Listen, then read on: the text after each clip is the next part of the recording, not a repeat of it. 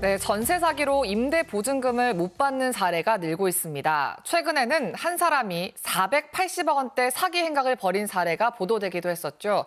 이 경우를 포함해 하반기 광주와 전남 피해액만 550억 원에 이릅니다.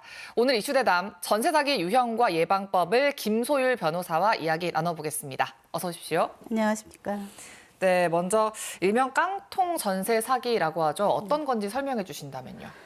임대인이 고의로 또는 공인중개사와 공모를 해서 임대 세입자가 보증금을 반환할 수 없게끔 만드는 전세 계약을 만드는 것을 일명 전세 사기, 깡통 사기라고 하는데요.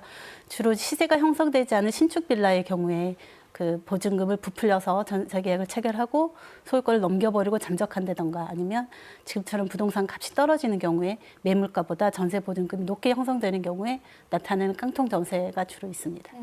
그게 어떻게 가능한 건지 제도적인 허점이 있는 겁니까?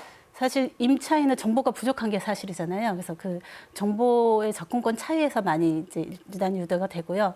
그러니까 임차인이 스스로 적정한 임대가를 모르고 또 임대인에 대한 그 체납 여부도 알지 못하고 선순위 보증금이 어느 정도 설정돼 있는지도 잘 모르기 때문에 그런 경우가 가장 큰 원인이고, 두 번째는 지금처럼 부동산 값이 떨어지는 이런 상황에서 집주인은 이제 손익을 따지다 보니까 전세 보증금을 반환하는 것보다 집을 포기하는 게 낫다, 이런 판단이 서기도 하고요. 그러니까 세 번째로는 이제 대항력의 허점을 이용하는 건데요. 네. 현재 주택 임대차 보증금, 주택 그 임차 보증법이 보면 그 대항력이 2길 0시에 발행해요. 그러니까 효력이 다음 날 발행하기 때문에 그날 전세 계약을 체결하고 집주인이 집에 대해 담보권을 설정하고 대출을 받아버리면 세입자를 결국 후순위로 밀리게 됩니다. 네, 그렇다면 결국에는 임차인, 그러니까 집을 빌리는 사람들을 위한 정책이 좀 더 촘촘하게 보완돼야 된다는 생각이 드는데 어떻게 생각하십니까? 그래서 최근 국토교통부에서 임차인 보호 제도를 좀 보도 자료로 낸 적이 있어요. 그러니까 임차인의 정보가 부족한 게 가장 큰 원인이라고 했잖아요. 그래서 자가 진단 안심 전세 앱이라는 걸 구축을 한답니다. 이게 내년 1월에 네. 출시가 되는데요. 이 앱 내에서 그 입주를 희망하는 주거지의 적정한 전세가라든지 아니면 악성 임대인에 대한 정보, 그리고 불법 무허가 건축 문제에 대한 정보 등도 여기에 제공이 된다고 하고요. 그리고 임대 사업자에 대한 그 관리도 좀 강화가 되고, 신축 빌라의 경우 이런 게 많이 일어나다 보니까 신축 빌라에 대한 그 공정한 가격 산정 체계도 마련한다고 합니다. 그리고 법적으로도 저희가 아까 말씀드렸지만 주택 임대차 보호법 개정안이 입법 예고가 된 상태예요. 그래서 그 임차인이 임대인에게 선순위 보증금에 대한 정보 제공을 요청할 수 있는 동의 요구권이 명문화되고, 임대인은 이에 동의할 것이 의무가 되게 이제 개정이 되고요. 두 번째로 임대인에게 납세 증명서를 요구할 수 있어요. 납세 확인, 국세나 지방세 체납 여부를 확인하기 위해서 그런 것도 되고, 세 번째는 소액 임차인을 범위하고 최우선 변제금이 상향 조정이 됩니다. 지금 현재 광주광역시의 경우에는 7천만 원 이하인데 8,500만 원 이하로 상향 조정이 되고, 최우선 변제금도 2,300만 원 이하인데 500만 원 상향이 돼서 2,800만 원 이하로 상향이 됩니다.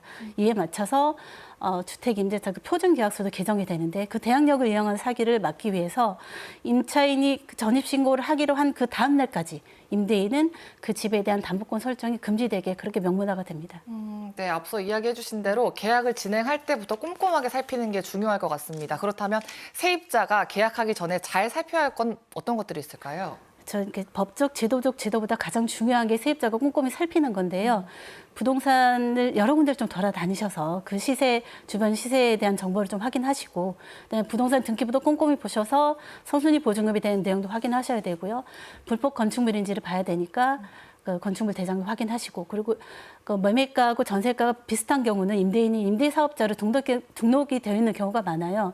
그런 경우는 보증보험 가입도 의무니까 그 가입도 한번 확인을 해보시고, 임대인하고 집주인이 동일인인지, 그리고 동일인다 하더라도 신분증 제대로 확인하시고, 건물 관련이 따로 있다 그러면 집주인으로부터 어느 범위까지 위임을 받은 것인지 그 범위도 꼼꼼히 살펴야겠습니다. 네, 여러 가지 꼼꼼히 살펴야 될 점들 이야기해 주셨는데, 이렇게 주의를 기울였는데도 만약에 보증금을 받지 못했거나 혹은 집이 경매로 넘어갔을 때 어떻게 대처하면 좋을까요? 사실 이렇게 이제 잠적을 해버리면 찾을 수 있는 경우가 없어요. 그러면 이제 우리 소비자로서는 경찰 수사를 의지하는 수밖에 없고, 일단 경찰에 사기죄를 고소를 하시고, 만약에 다행히도 소재가 파악이 되면 민사소송이 가능하겠지만, 가능하더라도 해소할 수 없는 경우가 많을 거예요. 그래서 하고 내 이런 전세 사기 피해자를 위해서 원스톱 지원센터가 설립이 됐어요. 그래서 보증금을 이제 못 받은 사람들을 위해서 저리로 긴급 자금을 대출도 해주고 당장 살 곳이 없는 세입자들을 위해서 임시 주거도 제공을 한다고 합니다.